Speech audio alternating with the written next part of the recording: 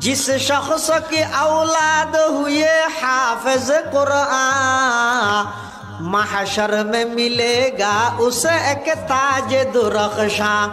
महशर में मिलेगा उसे एक ताज दुरख्शा। जिस शख्स ने कुरान को सीने में बसाया, जिस शख्स ने कुरान को सीने में बसाया, फिरदौस मुअल्ला में मकान बनाया। 10 अहल जहन्नम की सिफारिश वो करेगा। 10 अहल जहन्नम की सिफारिश वो करेगा। फिरदौस में लेकर वो उन्हें साथ चलेगा।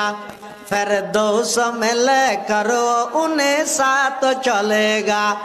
10 ने किया हर हरफ पे पाता है मुसलमान, यूं काबिल सदरिश कहे हर हामिल कुरान।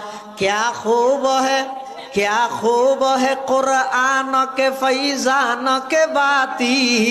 आई मोमिन करते रहो कुरान की बाती।